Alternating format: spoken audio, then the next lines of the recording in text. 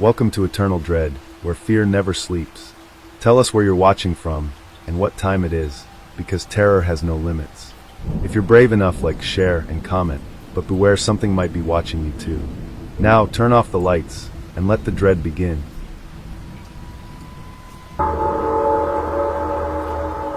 Boogeymen are born from normal people who have let the evil enter and break their minds. It starts with seemingly innocent bad thoughts. Someone has let their dog poop in your front yard, and you half-jokingly wish they were hit by a bus. Your newborn son can't get a whole night of sleep. You love him, but you wish just a little bit that he didn't exist. You look at your boss, yelling at you for being late and sleep-deprived, and imagine yourself twisting his neck very, very slowly until he cannot breathe. You sometimes feel a lack of memory, like some minutes went by and you didn't even notice, or someone had a whole conversation with you that you can't remember, but you blame it to your stress and bad sleeping. Your boss is putting you through a lot this week. Your neighbors don't say good morning to you anymore. Even the over-friendly neighbor is different. He timidly waves at you, but in a colder way. You say something that sounds normal to you when you're mad, but the whole room is looking at you like you're crazy. The water and the food start to taste weird. And the smell. The sulfuric smell will never leave your nostrils anymore, although no one else feels it. Like your very soul is rotten. You go to the doctor, and with a shaky voice he asks that you never come back again.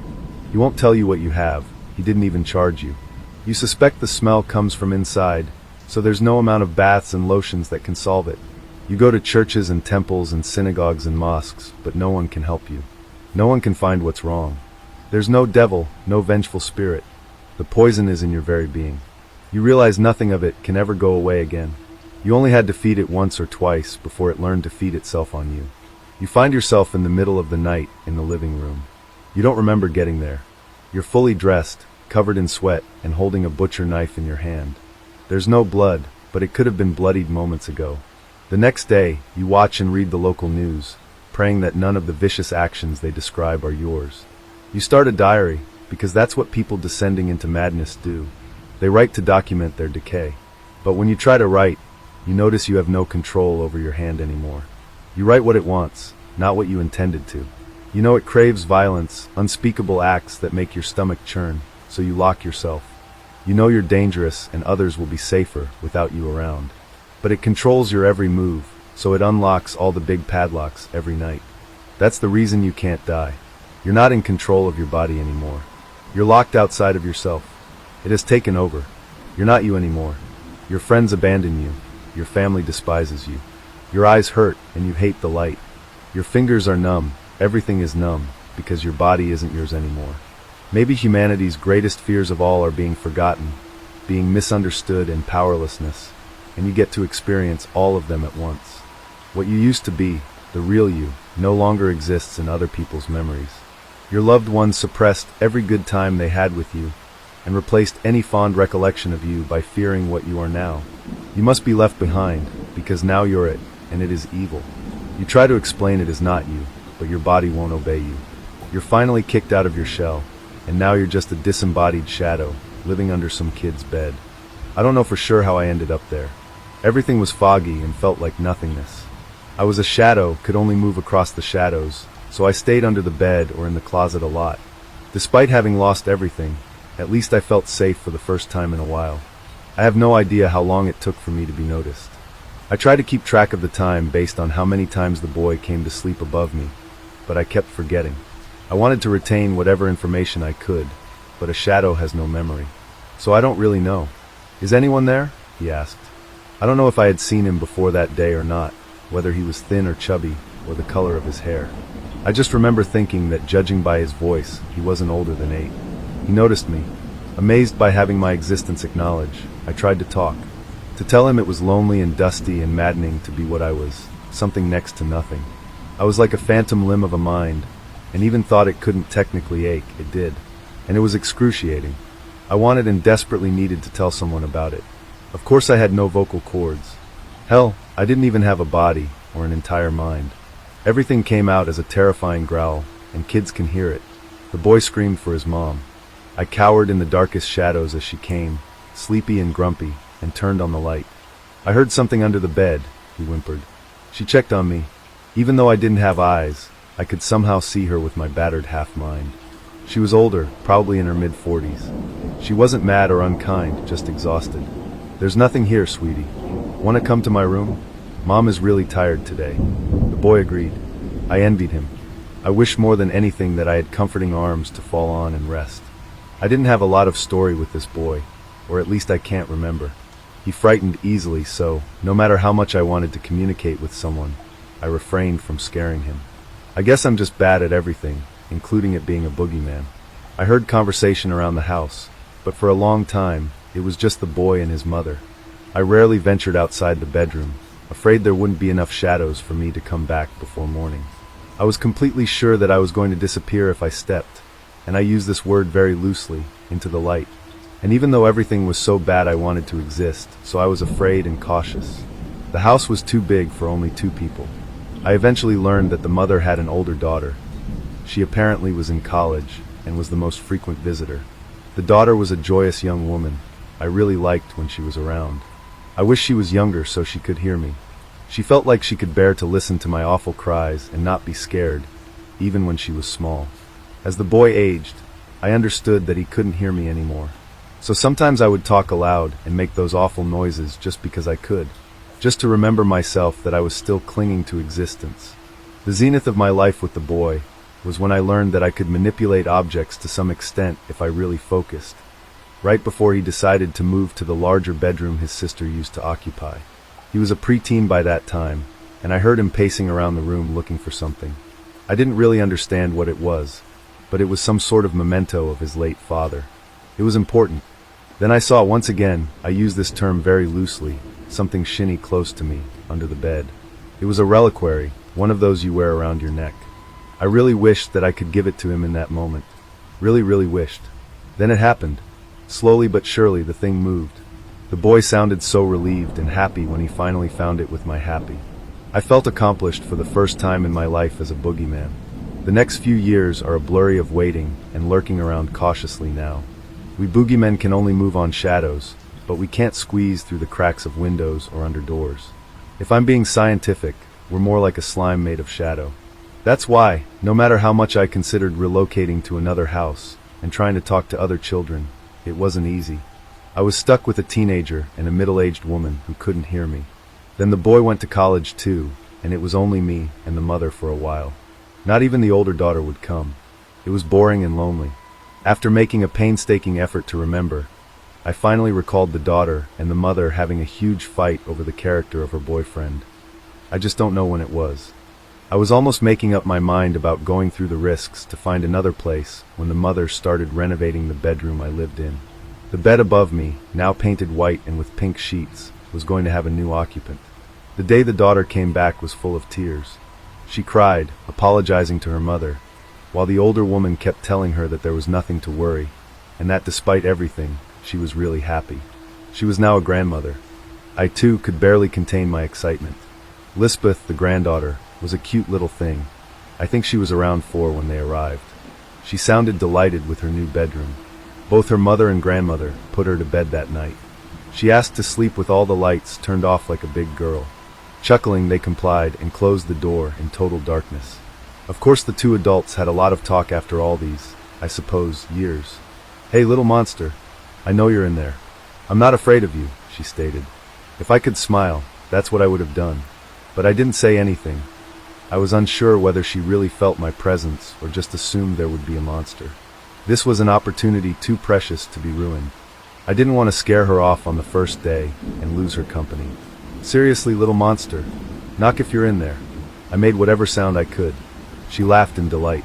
After that, we developed our system to communicate. I would make 1 noise for yes and 2 noises for no. Lisbeth asked me all sorts of things. Silly things from her little kid universe, like if I thought her doll was pretty, or if she should wear blue socks instead of white. Things about her family, if I knew her uncle who lived in this room before, if her mother was beautiful, if I could go to her dad's house and hunt him. I replied everything, overjoyed to feel important and heard.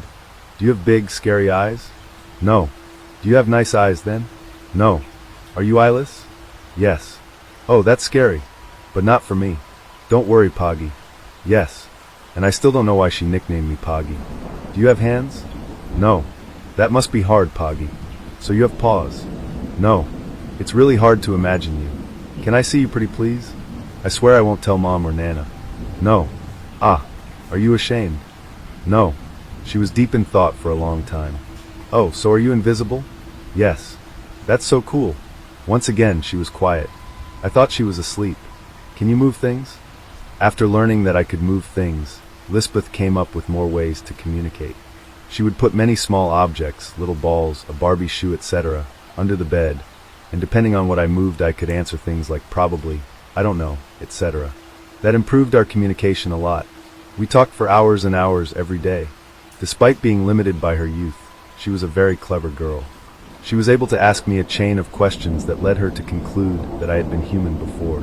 This fact seemed to scare her. She then asked if her mother or grandmother could become boogeymen too. I don't think so, I replied, moving a little replica of a racing car. When she ran out of questions to ask me, she would ask her mom and Nana, "What do you ask someone when you want to know them better?" Luckily, they thought it was cute. They thought I was Lisbeth's imaginary friend. And well, I was. I never meant to harm or scare her. "Ask their profession and if they have kids," her mother replied. Lisbeth came back happily, and for a long time, she tried to guess what I worked with. Fireman? Policeman? Teacher? Scientist? Astronaut? Doctor? Lawyer? Nurse? Actor? The person who gives you a happy meal in the mall? Gardener? Cleaning lady? Lunch lady? To all of them, I replied no. She wasn't disappointed though, just more fired up. I was a mere office worker, something kids never think of because it's not glamorous or close to their reality. "Mom, tell me a profession." "A teacher." "No, I already asked if Poggy is a teacher." When Lisbeth asked secretary, I finally said yes. "Close enough. Do you have kids?" "Yes." "Are they like you?" "No." "Do you love them?" "Yes." "And they love you?" "I don't know." "Sorry, Poggy. You're my friend, and I love you." I think I spent a year or so with Lisbeth.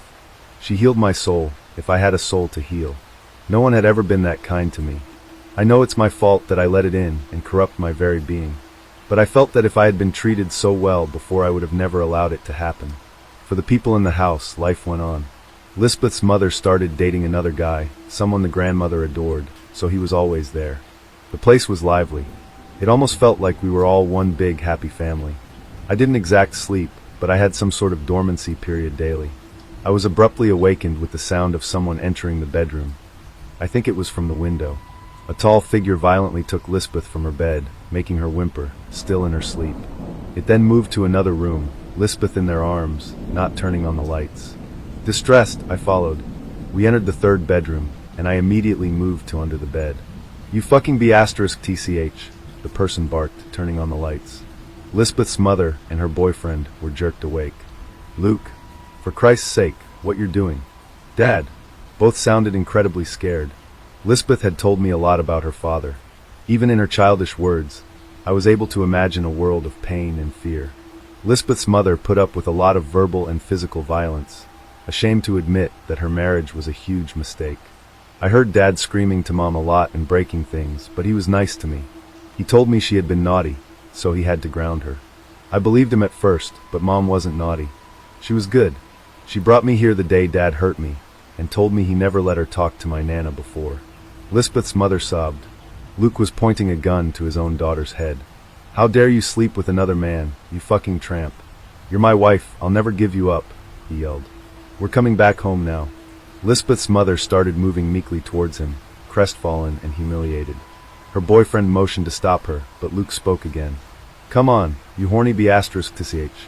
You'll either obey your husband and be punished for your unfaithfulness, or your life will be a living hell knowing that your daughter died because of you."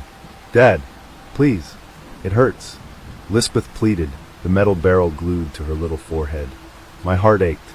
Everyone was so scared, the room was so bright. I'd try to help anyone in that situation. Anyone. But the sweet little girl who made me feel someone again, who healed me, who gave me hope and reason to exist. You can bet I'd give everything to save her, including what little of me still hadn't evaporated.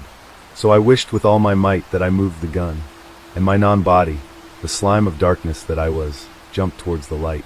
It felt like I was a sieve, with light perforating every pore that I didn't have. It hurt, but it also felt liberating, like I had finally atoned for my sins and was free, choosing to sacrifice happily for something that was worth all that I had. I was fast, a flash of dark in the light. I was able to move the pistol from his hand, causing it to pirouette. He hit him in the head with the butt of the gun. Before disappearing, I saw his body starting to fall unconscious, almost in slow motion, and I heard Lisbeth's frenetic voice. "Poggy saved us." I abruptly woke up back in my own body, like when you dream of falling.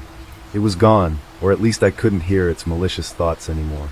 I tried moving my hands. Slowly, finger by finger, everything worked. I laughed with joy. I almost couldn't believe my luck. I thought I was gone forever. I opened my eyes and saw my husband by my side.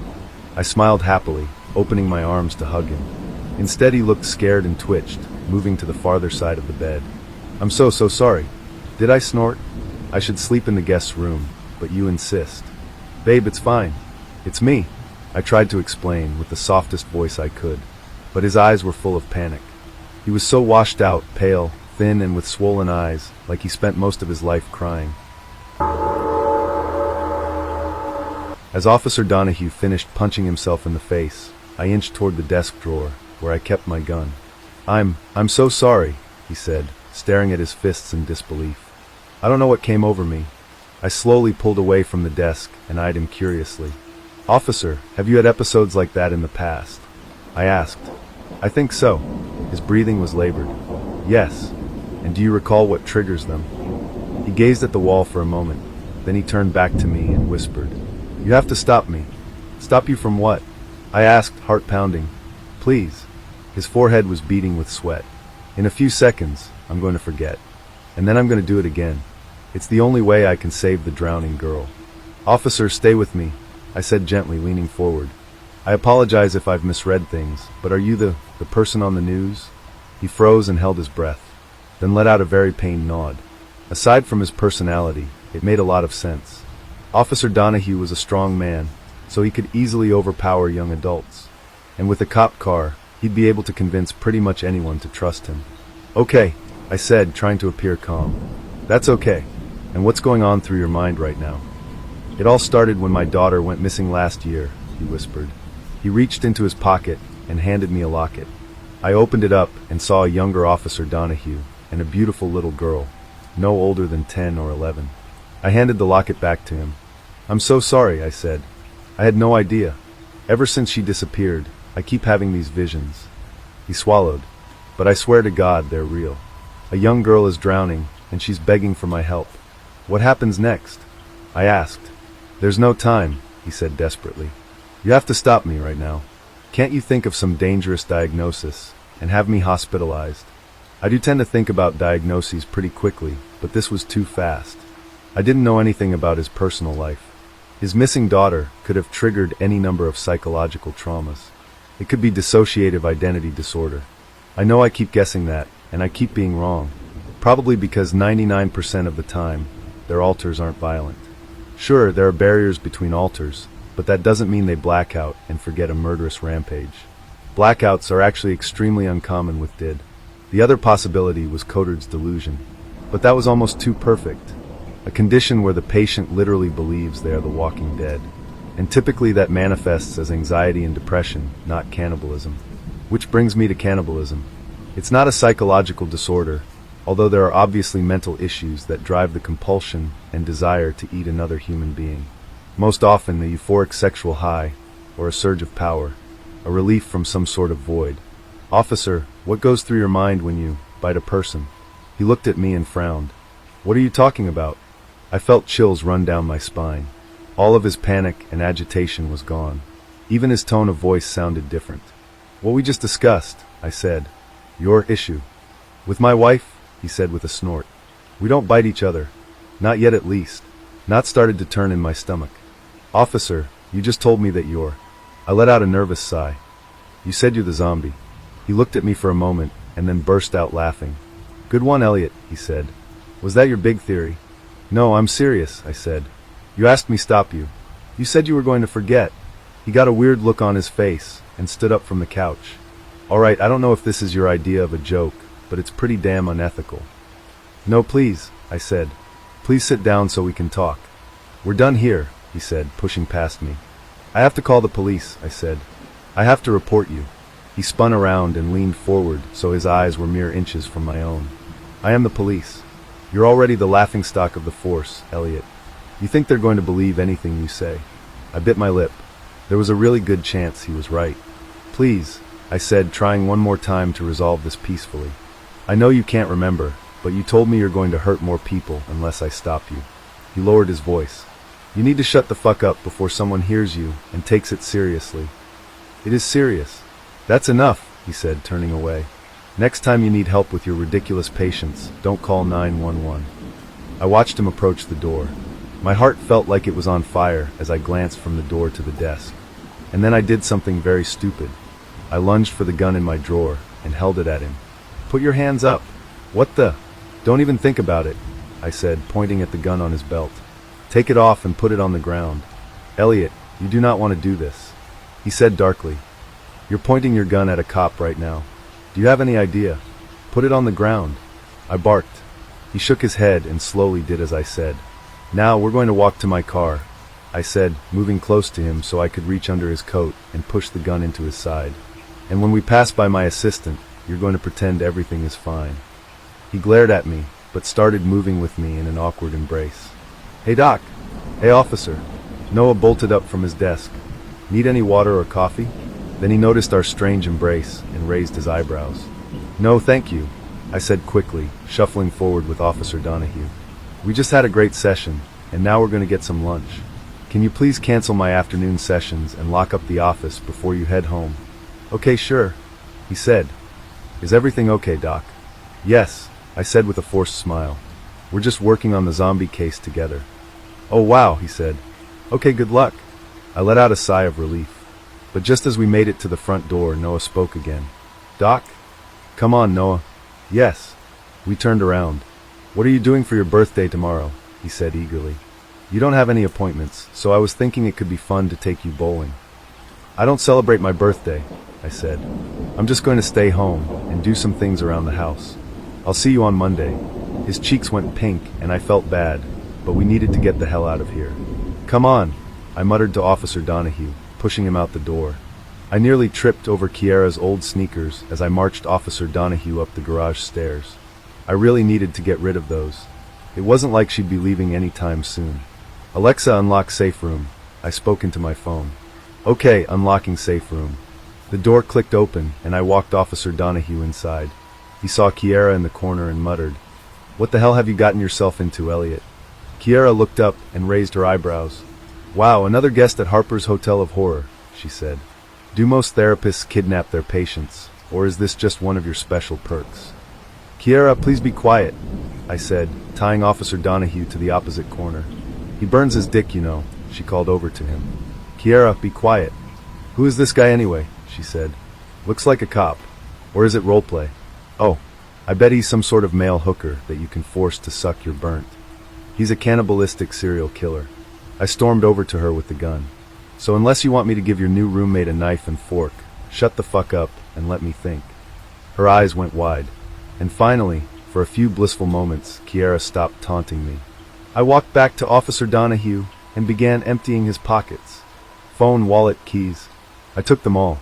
I stomped on his phone to destroy any signal. My home was like a digital Fort Knox. But digital security has a major flaw. It can be hacked from the outside. That's why I designed mine on an intranet, not the internet. Meaning, you have to physically be inside my home to access the network. So, definitely no electronics allowed for my guests. I'm going to go get some supplies at the hardware store, I said, to build a partition between the two of you so you can roam freely. Wow, so generous of you, Kiara muttered. No bullshit when I'm gone, I said, ignoring her. I have a hidden camera in here, so I can see everything you do. As I made my way back to the stairs, I looked around the room one last time. 2 prisoners living above my garage. Officer Donahue was right. What the hell had I gotten myself into? On my way downstairs, I cursed as I almost tripped on Kiara's shoes again. So this time, I brought them down with me and threw them in the trash. The following evening, I was reading a book in my living room, occasionally monitoring the video feed to my garage.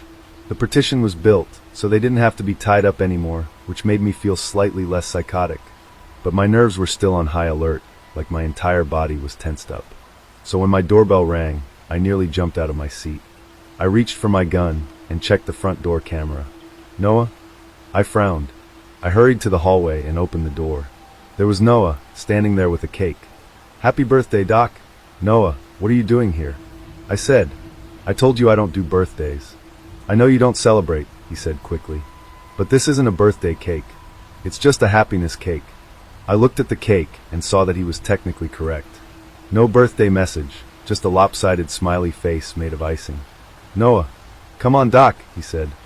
"No one should be alone on their birthday. Let's just have one slice, then I promise I'll head out." I glanced up to the garage behind him. This was wrong on so many levels.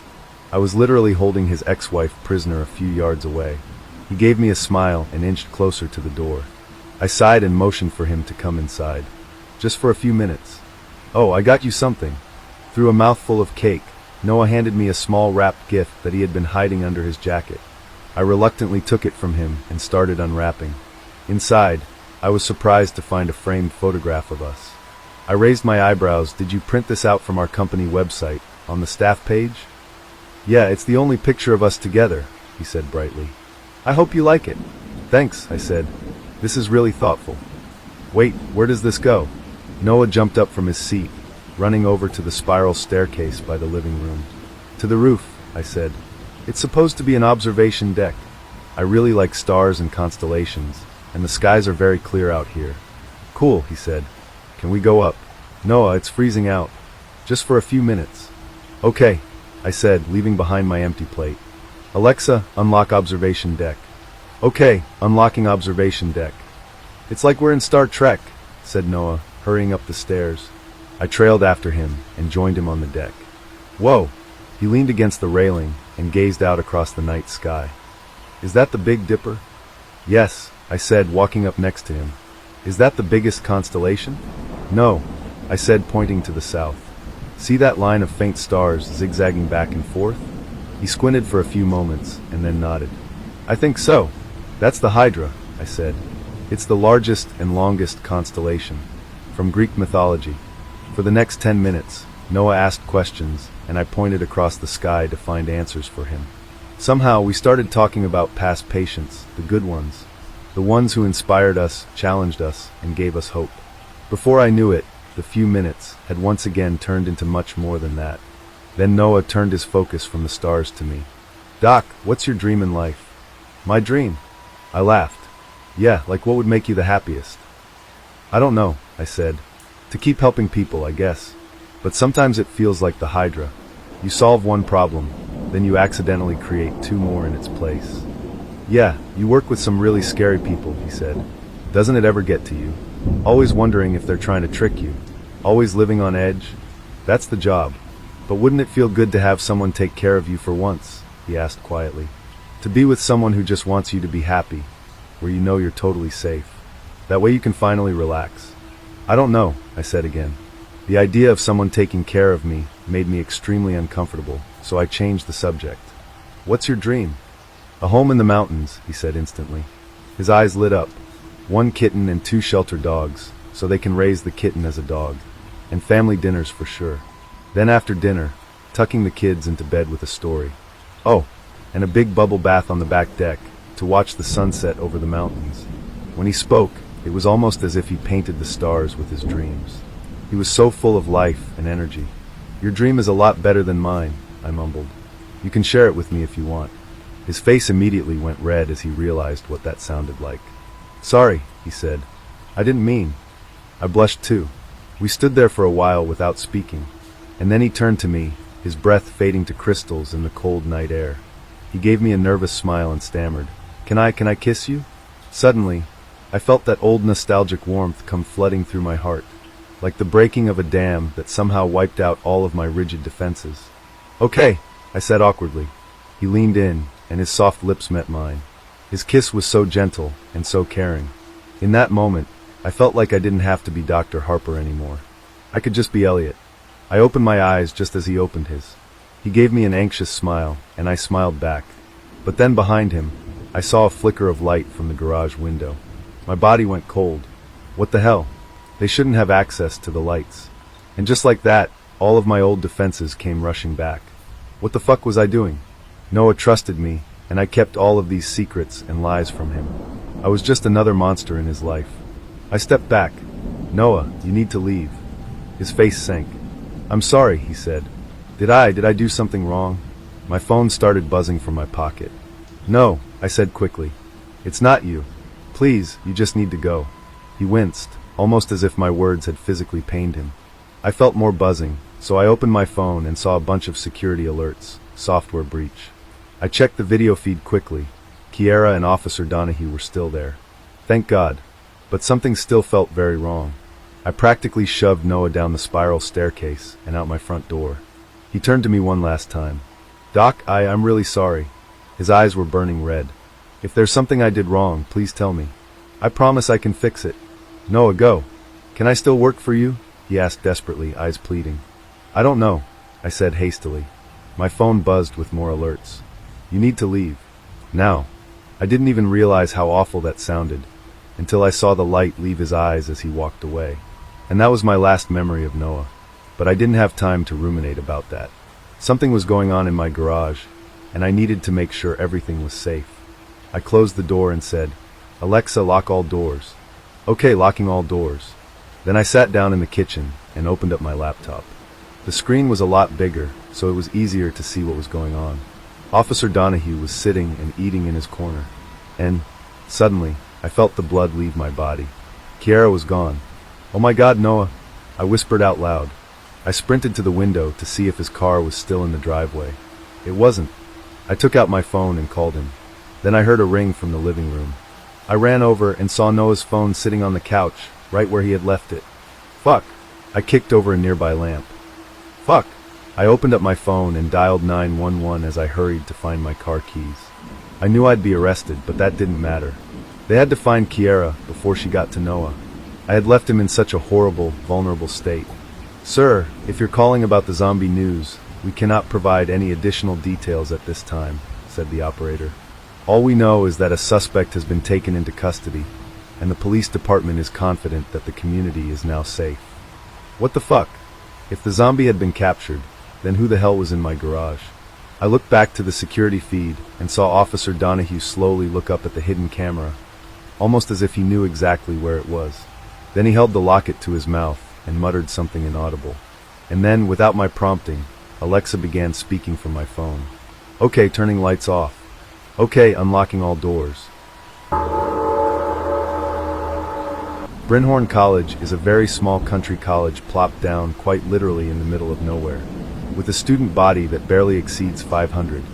It's basically a speck of dust among the miles of forest surrounding it. Many of my high school friends would have balked at the notion of attending a college that's 5 miles away from the closest town. But for my quiet, country-loving demeanor, it's perfect. So when I got my acceptance letter to Brynhorn College in April, I was ecstatic. The rush of packing, course selection, finding a roommate, and obtaining financial aid was stressful as one would expect. But as soon as I set foot on campus, all of my stress melted away. I don't know what it is about this place, but everyone just seems happier here. The way people talk, the little skip in everyone's steps as they walk, the professors are all passionate. Even the food here tastes happier. Unless you come to Brynhorn College, it's hard to explain. But one thing's for certain, I had found my perfect match. As with all small colleges, however, Brynhorn College has little quirks that are also hard to explain. The main one is what we call periodic lockdown. Periodic lockdown is the kind of thing that seems ridiculous when you really think of it, but everyone is almost too afraid to joke about it because of how serious it's treated. I'd first heard about it during orientation. Until then, our orientation leaders had been all sunshine and rainbows, but a dark cloud came over their faces when periodic lockdown came up. If you can only remember one thing from orientation, remember this. Whenever a periodic lockdown occurs, it must be taken seriously and must be adhered to, said Sam, one of my orientation leaders. Her liveliness that had been there mere seconds ago was gone. What's periodic lockdown? One of my orientation group mates asked. It's a period of time, usually around an hour or two, when everyone must stay inside their dorm rooms, with the doors locked and lights turned off.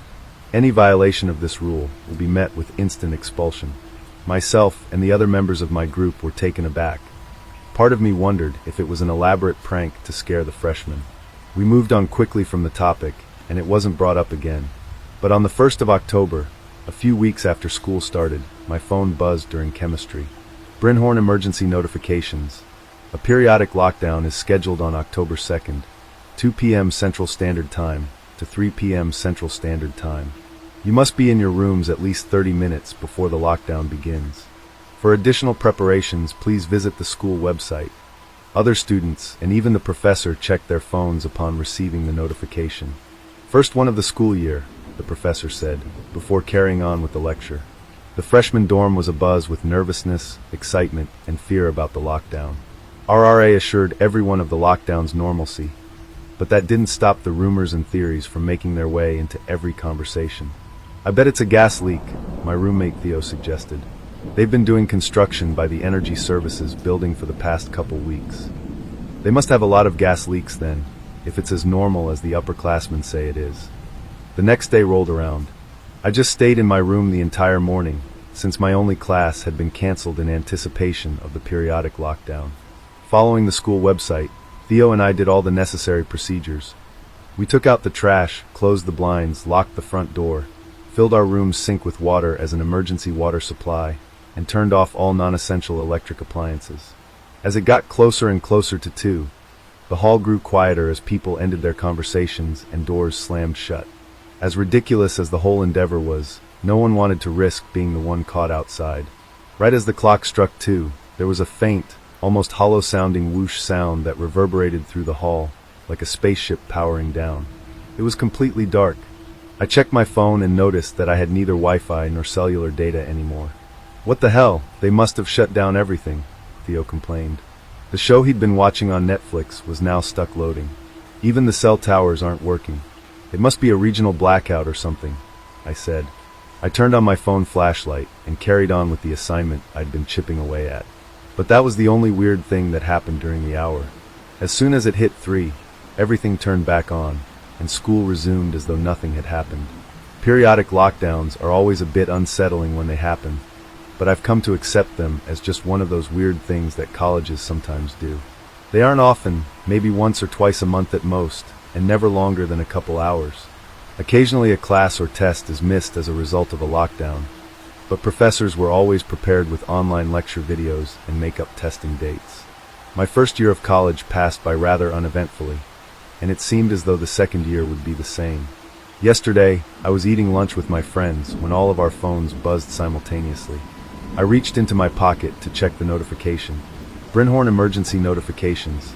A periodic lockdown is scheduled on November 15th, starting at 1 p.m. Central Standard Time.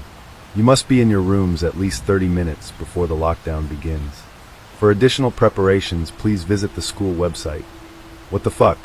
That's like 40 minutes from now, my friend Natalie said, looking at her phone. There isn't an end time either. Did they make a mistake with the notification system? I asked. Screw it, I'm not taking any risks, another friend Evelyn said, putting on her backpack and picking up her tray table. I walked here in my dorm as far as fuck, so I'm gonna leave. See y'all later. The dining hall around us gradually evolved into a cacophony of people gathering their belongings and putting away their food, most of which was half-eaten. I reluctantly followed suit, still processing how weird the whole situation was. Getting back to the dorms before the 30-minute mark was out of the question by this point, so why weren't we warned sooner? I was back at the dorms with 25 minutes to spare. The halls were shuddering with the sounds of doors slamming shut, people yelling, and locks clicking into place. I entered my room and began to go through the motions that had been ingrained in my head by that point. Close the blinds, unplug my computer, the fridge, lock the door. Just then my phone buzzed again. I checked it and saw a message from my roommate Theo. Hey Brian, I got in a bike crash on my way back and the chain broke, so I might be a few minutes late. Could you leave the door unlocked so I can get in easily? Thanks. A small pit of dread grew in my stomach. What if he doesn't make it in time? I wondered. Could he be expelled? Okay, but please hurry up if you can. There's like 15 minutes until the lockdown begins, I texted back. A minute later, Theo texted me again. It's all good, man. There's no way they'd punish someone after springing it up on us like that, lol. I tried to distract myself from the gnawing pit in my stomach by studying for my chemistry quiz, which I didn't even know would happen or not. The hallway gradually got quieter, and I began to convince myself that everything would be okay. My phone buzzed again. My card isn't working for some reason. Could you come open the front door for me? The next thing I knew, it was pitch black, and a hollow whoosh echoed throughout the dorm. Periodic lockdown had begun, and my roommate was still outside. Fuck, I muttered. They must have turned off the front door's card reader as part of the lockdown. What happens to Theo now? Does he just have to wait outside until the lockdown ends? I thought about leaving my room to go open the door for him. Maybe no one will notice us if he gets inside fast enough. But what if we're both caught? Why risk getting myself into trouble when I'm safe right now? Not to mention, who knows what the periodic lockdown is for. Maybe there's some kind of animal outside that could be dangerous. But then isn't Theo in danger? What if whatever's out there gets him? My head swam.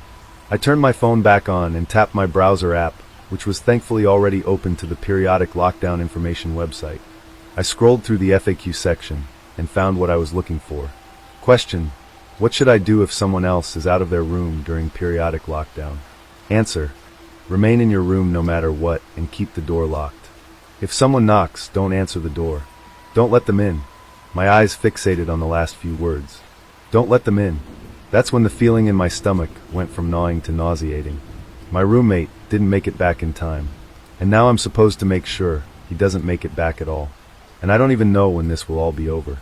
I played some games on my computer, occasionally checking the clock. 1 hour passed. Then 2.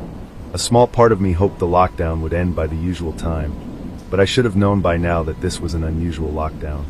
With the remaining time uncertain, I turned off my computer to save battery and sat in the darkness, thoughts consuming my brain. Even the faint slivers of light that crept from the blinds were waning. I didn't dare open them. I checked my phone. 5:16. The previous longest lockdown was less than half this time.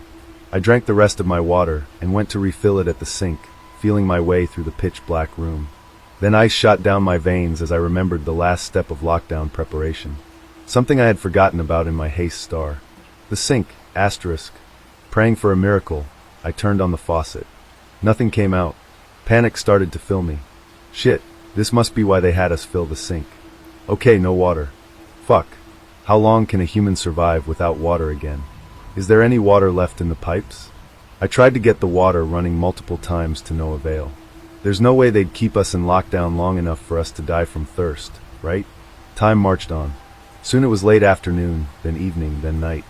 Not that I could tell from the window anyway. It had gotten completely dark before 5. Whatever was happening defied the normal day-night cycle. At around 7 I ate one of my frozen meals from the fridge for dinner. In the absence of a working microwave, I had to leave it out on my desk for a while to thaw. Nothing like slightly below room temperature Thai noodle soup to hit the spot. I went to bed a few hours later, figuring I might as well try to skip as much time as I could, hoping I'd be woken by the lights coming back on. Instead, I woke up to knocking on the door. "Brian, can you let me in?" My blood froze. It was still completely dark, but something felt off, like the air was a bit stuffier than normal. That was Theo's voice, I thought. There were more knocks. "Brian, my card isn't working. Can you please let me in?" Adrenaline shot through me, removing any lingering fatigue. I tapped my phone screen. 3:06. Fuck, I've been in lockdown for over 14 hours. I was jolted back by more pounding. "Brian, can you let me in?" Mind racing, I turned on my phone flashlight and scanned the room to see if anything was different. The light, while initially blinding, was a welcome reprieve from the previous 12 hours of darkness.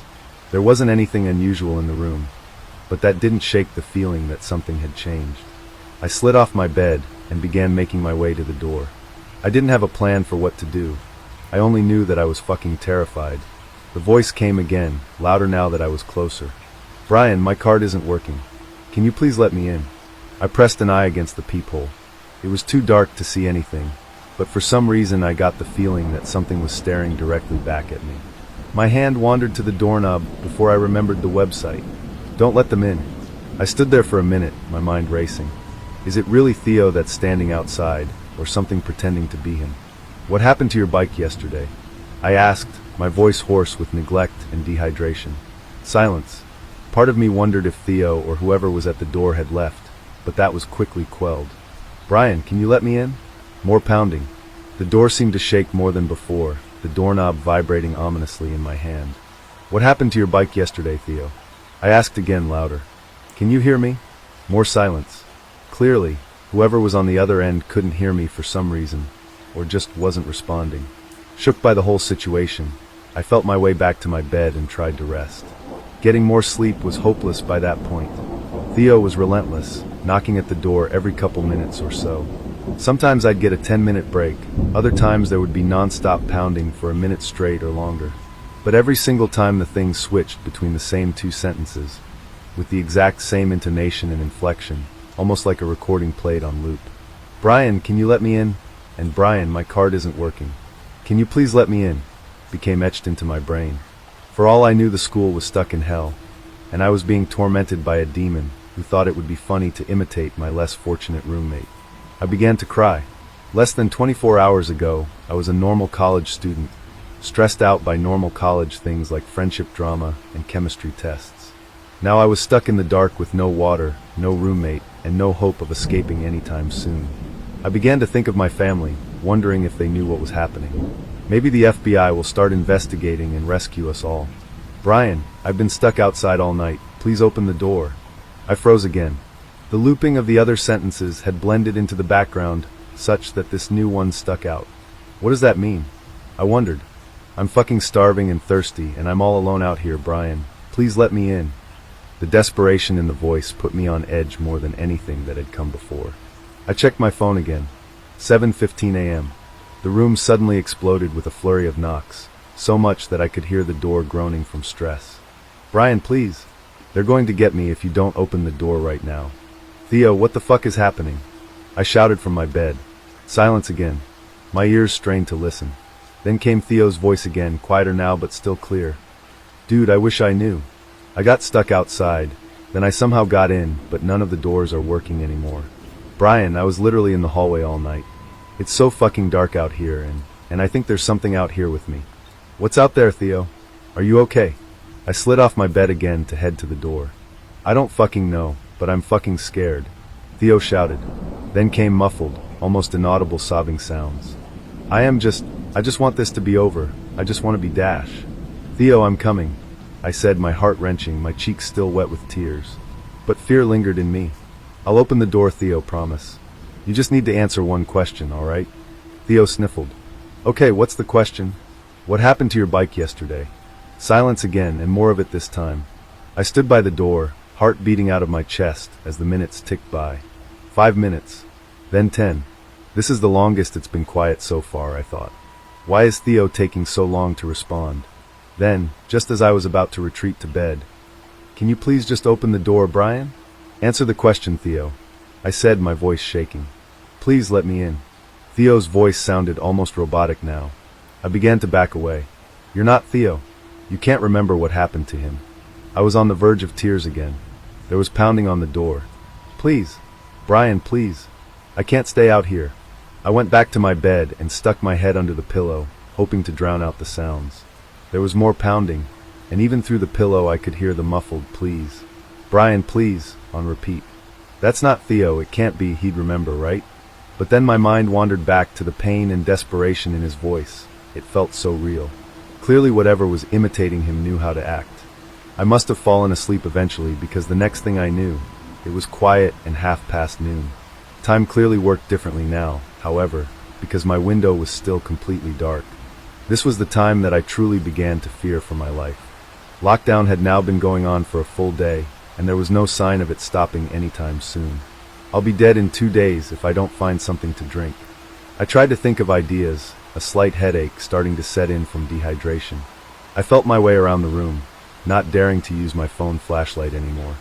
I reached under Theo's bed and felt something smooth and metallic. I nearly cried from joy when I realized what I had found, a full soda can. I felt around more and counted 2, 3, for cans of Pepsi Max soda. Thank God for Theo's sugar addiction, I said to myself. The soda might be enough to get me through an extra day or two, but beyond that I know I will have to think of something to get myself out of here. And so I'm doing the only thing I could think of. I'm turning to the internet. Even though there is no Wi-Fi or cell service, I hope that somehow, someway my story will get out and I will be rescued. And if you're reading this, that means it did. But there's one more thing before I'm all caught up. While I was writing this story, Theo came back again. I was hunched at my desk, typing away, my computer brightness turned to a minimum to save energy, when there was a knock.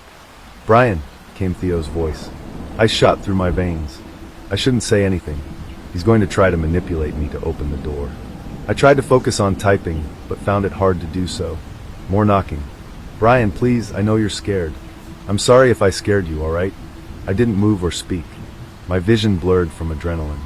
"Listen, Brian, I don't know what's happening. It's like my memory got wiped, or I don't know. But I really don't want to stay out here, please."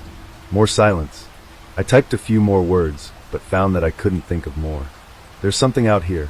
I don't know where it is right now, but I hear it going from room to room sometimes, knocking on the door. It pretends to be other people, like me. I've heard it talk with my voice." My ears perked. Could that really be Theo? Could he be different from what was at the door earlier? I found a pack of water bottles, thankfully. It should be enough for a few days. "Please, Brian, I don't want to hide from that thing anymore." "What happened to your bike yesterday?" I asked again. "Brian, I told you something happened to my memory. It's like I can't remember anything specific from before the lockdown. Please, Brian, you need to trust me." My heart was wrenched. Never had his voice sounded as human as it did now. What if that really was Theo out there, and I had left him to fend for himself the past day and a half? The rule of not opening my door dwelled on me. But what if I actually had the chance to protect Theo? I don't know. "Listen, the thing's going to come back any moment now, and I'm going to have to leave. Just please." I know it's scary. Tears pooled up in my eyes. As much as I wanted to open the door, I had to maximize my chances. "I'm sorry, Theo, I can't." Silence again. I expected the Theo thing to start repeating its lines again, but there was nothing. And then finally, a faint, almost inaudible, "All right." Ever since then, I haven't heard from Theo. But I know that he will likely be back and try to get me to open the door again. If it actually was Theo outside, part of me doesn't want to know, because the pain of the guilt would be too much to bear. At the time this is being sent, it is currently November 16th, 2022, 7:19 Central Standard Time. I will likely have 3 more days. If you're reading this before then, there may still be a chance. Please, do what you can to end the periodic lockdown at Brynhorn College. Ever lost your mom or dad at the grocery store when you were a kid? That's exactly how I felt when the prematurely closing elevator doors separated me from Jacek. I was grateful that Licorice was still there at least, but that didn't do much to distract me from the fact that I was plummeting down to the deepest level of hell without my trusty tour guide. The huge spider made of human body parts beside me honestly just made it all 10 times worse. I tried to keep it together, I really did. But when the cabin came to a halt and the doors opened, revealing a group of easily a dozen people waiting to push into the elevator, I could barely contain my frustration. Claustrophobia gnawing at me, I hastily shoved my way past the small crowd, closely followed by Licorice. I had to actually fight to get out, with everyone rushing into the opposite direction of me. The simple act of exiting the cabin turned into a physical struggle. At last, I staggered out onto the street, heart pounding. "Okay, stay where you are. Jacek's gonna find you." I tried to calm my nerves. Licorice soothingly licked the side of my face, and I gratefully dragged a weary hand over his scraggly fur. Everything would be all right. I'd just have to stay where I was and wait for Jacek to make his way over to me. Planting my feet firmly on the ground beside the elevator, I nervously stared at the shaft. I tried not to pay too much attention to my surroundings. The painful reality of my current situation had begun to sink in. These weren't my woods. I wasn't walking among the tall, frost-painted trees. There was no snow to pleasantly crunch beneath my shoes, no winter sun smiling down at me. This was the very lowest sphere of hell, a densely populated city where everything was blazing flames and billowing smoke that swallowed the light. And worst of all, I had no idea what to expect of this place and its inhabitants. The Leshy was scary, yes. I never knew what to make of him, either, but this was different. At home, the creatures were familiar. They terrified me, sure. They were all deadly in their own way, but I knew them. I had grown up with stories of them, with cautionary tales as well as humorous anecdotes. I was aware of how dangerous they were when at their worst, but also of how benign when at their best. Thus, I had seen the best and the worst of the Leshy, but neither of anybody in this godforsaken hole. I felt alienated, completely helpless in the face of this foreign environment. Everything here was utterly unnatural. Nobody here was assuming a different form to hide their monstrous appearance, Nobody's voice was made to sound like a bird song or the wind. This wasn't my world. I spun around upon hearing the ding of the elevator, and when Jacek stepped outside, I abandoned all thoughts of boundaries and dignity and threw myself into his arms. I didn't do it out of some romantic notion or to play the damsel in distress. I acted purely on impulse. I didn't get why at first either. But when Jacek wordlessly leaned in to hold me, I realized that this was familiar, comfortable even. I soaked up the feeling of safety he exuded like a sponge. Eventually, we awkwardly untangled ourselves, each having to look away for a moment and take some deep breaths. "You're shaking," he observed after a few seconds. "Uh-huh," was all I could manage to say. He snorted. "That is so. I never thought you could look this uneasy somewhere. Anywhere. Honestly, when I took you down here, I thought it wouldn't be a problem for you." To my surprise, he didn't sound reproachful or condescending. Just genuinely surprised and a tad apologetic. "You're okay, right?" "Sure," I said quickly. "Lord, I'm sorry, gorgeous." "Well, I'm here now. I'll stay close." It was all I could do not to ask him to hold my hand while walking. The streets in Pride were even more crowded than what I'd seen in Wrath. People kept shoving past us, getting uncomfortably close and brushing our shoulders with no regard for personal space. The fear of being trampled to death seemed concrete and imminent. Licorice helped cut our way through the bustle, but I still flinched every time I could feel a stranger's breath on my face or another arm touching mine. "Don't worry," Jacek said to me from the side. "They only care about themselves. What do you do down here anyways? Are these all sinners?" They were at one point. See, the boss has two main objectives for the lot of us. First, we obviously work on and encourage society's downfall, as slowly and excruciatingly as possible. That's what I do on the surface. I only come here to attend meetings and go grocery shopping and stuff. Much cheaper than up top. "Oh yeah, what are you working on exactly?" I inquired. He lit up. It'd take a while to explain. I'm on several different projects, but I'd love to show you sometime. He cleared his throat. "Once we're out of here, if you want to see." "I'd love to," I replied in earnest. "So what's going on down here?" "Okay, so the folks around us actually work and live here. They were sinners at one point, but they never overdid it. The boss doesn't employ serial killers or tyrants, or what have you. Those he actually detests, because they're doing to humanity what he wants to do. Encroaching on his territory, you know. Therefore, the real scum goes in the prisons. Each of the spheres has one, and these good people here spend eternity tormenting the inmates, which is something of a punishment in itself. Oh, and of course some people also run the stores and clubs and stuff like that, but the boss presides over all." "Oh, huh.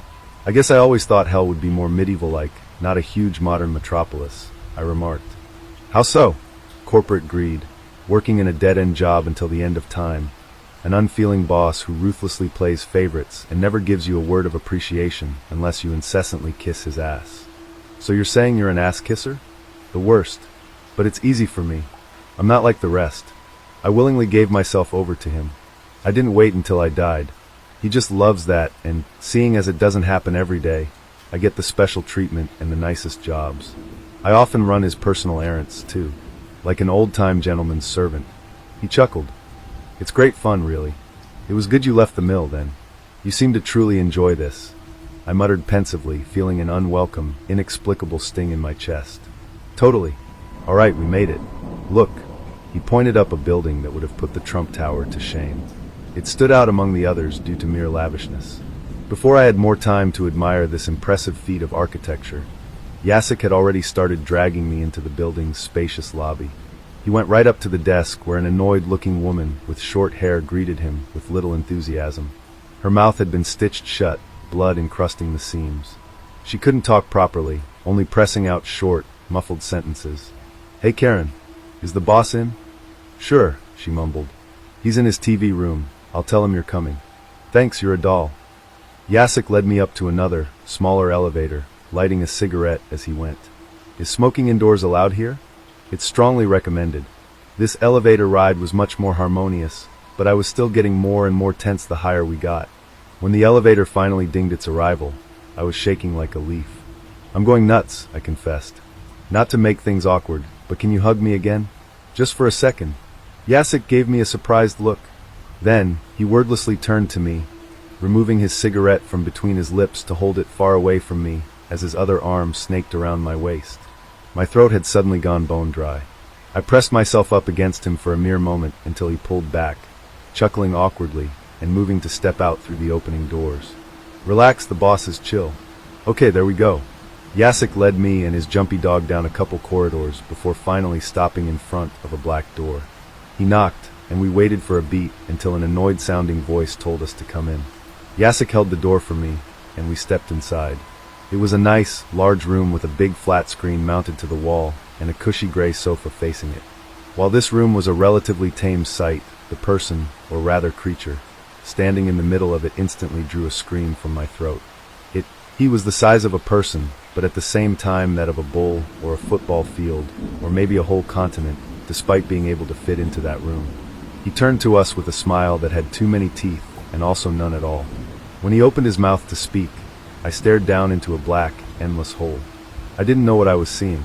My mind was howling, trying to comprehend, trying to piece these conflicting impressions together. My thoughts were racing, my heart pounding. The longer I looked at this thing, the more everything seemed to spin out of control. I fell to my knees. Why couldn't I understand this? Were my eyes deceiving me?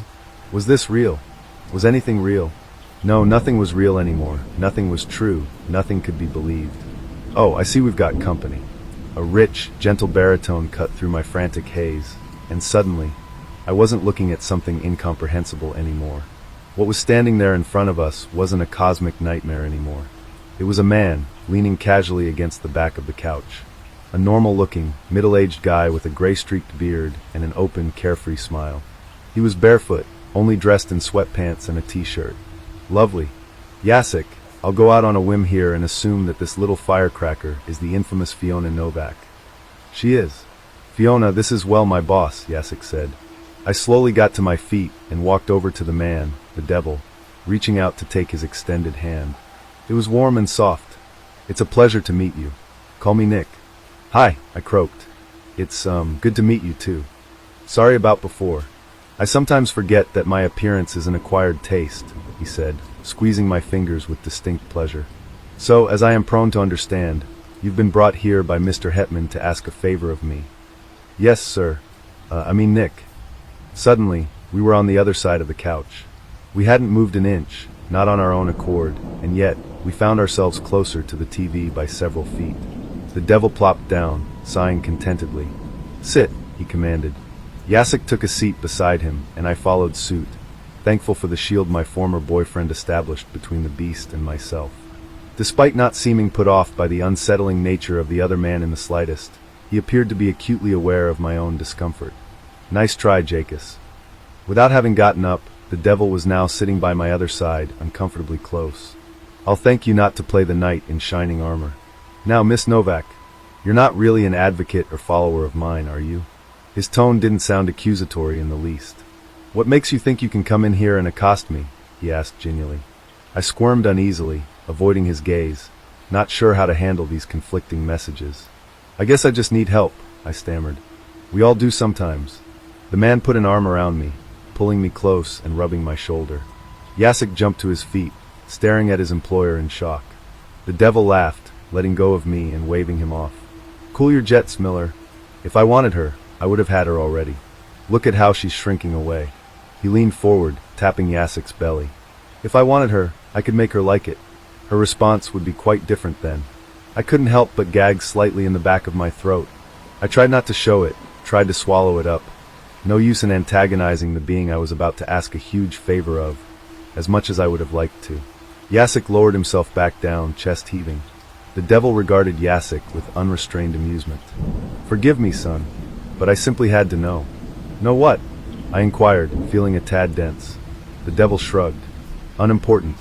All right, Fiona, state your case. What is it that you want me to do for you? You command the hidden people, don't you? They pay you a toll, after all. Do go on. I have a plot of land. I need it to be veiled somehow, obscured by magical means. People have been trying and succeeding to access it. Thought of putting up a fence? Sure, but the Leshy doesn't want that, he'd gut me. He's a bit odd. Oh yeah, I have a Leshy on my land. Nick grinned. You sure do. So you want me to order the Huldafolk to hide it? Yes. An agonizing period of silence ensued. Then the devil shrugged. Yeah, okay. What? That easy. Would you prefer I give you a series of inhumanely cruel tasks to complete in order to win my benevolence? And no, I hasten to reply. Good. The woods shall be hidden from all except those you choose to inaugurate. Consider it done. He gave me a cheerful smile. You kids want a beer? Gladly, Jacek muttered. The second the word had left his lips, he and I were both holding a large can of Guinness each. Cheers. The miller clinked his can against mine, as I merely stared down at it in confusion. And there's nothing I have to do in return? I asked Nick. 'Cause you made it seem that way before. I did, didn't I? He smirked, clearly satisfied with himself. No, don't bother. Truth be told, I really like the Novak children. You're my third favorite. How come? We haven't met before, have we? No, but let's just say that I love the Black Miller very much, and he's told me quite a bit about you. Oh, great. I gritted out, giving Jacek a sidelong glare that made him hide his face behind the drink. I've already met your brothers, of course. That is to say, most of them. I nearly spat out a mouthful of beer. You needn't look so surprised, Nick remarked. You've met Marion? Is he here? I almost cried out. No, the guy upstairs never lets me have any of the children. Well, most of the time, at least. He took Marion, and honestly, I'm happy he did. Little pest that he was. I came to see him when he was waiting in purgatory, and he kicked me in the shin and told me to go fuck myself. Can you believe it? He laughed quietly. I remember it like it was yesterday, but that was before I learned more about you all. As for the one you call Casimir, I'm sure you'll know where he'll end up once his mortal body fails him. I drew in a slow breath. I suppose I can imagine. He's a good boy. I'll welcome him with open arms. The hunger that man displays, that unfeeling, lustful, entirely self-serving nature, seems awfully devoted to you, though. The devil shrugged. I watch him occasionally. I just love his coping mechanisms, you know. I appreciate that kind of behavior.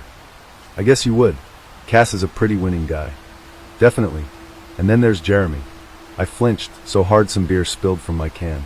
Nick smiled very, very sweetly. You haven't seen that one in a bit, have you? Do you know what became of him? I never found out, I confessed. The devil leaned in closer. Want me to show you? Fiona, no, Jacek chimed in. Turning to Nick, he added, we should go now. Thanks for your time, boss. I'll see you on Sunday. Wait, I want to see.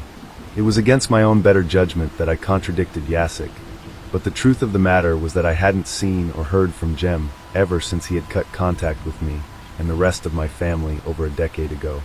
I had tried to look him up a bunch of times, but never found anything. Perhaps he'd chosen to change his name. Jacek swallowed audibly. It would really be better if you didn't. I was kind of surprised he would know anything about my younger brother, but before I could address his concerns, Nick had produced a remote and switched on the big TV across from us. I instantly pressed my hands over my ears as incoherent screaming and agonized wails rang out. The can of beer fell to the floor, its contents flowing freely over the carpet. More disturbing yet, however, was the image presented to me on screen. It was a man not much younger than me, resembling distinctly the memories I had of Jem in our youth. He was handsome, not quite as much as Casimir, but definitely appealing, or rather, he must have been at some point. As it was though he looked almost like a living corpse. He was wholly nude, drenched in blood that streamed out of several gashes all over his body. Under different circumstances, he'd have probably already bled to death, but he was still standing, bleeding. He was in a dimly lit holding cell. In the corner a pile of what I reluctantly identified as feces, and he kept throwing himself against the bars again and again, howling like a madman. It was horrifying beyond measure. I couldn't say a thing, merely covering my eyes helplessly until Nick turned off the TV and the noises ceased. Well, I reckon that was a bit distressing to see. But trust me, he's getting what he deserves. I don't take kindly to people who seek to topple humanity themselves. That's my show to run. He let go of a soft sigh. Jeremy Novak, serial killer. Never got caught to face a human jury, and after number 42, I just had to intercede. So I sent someone to prematurely collect his soul for me. He gave me a swift pet on the knee. And I bet you can guess who.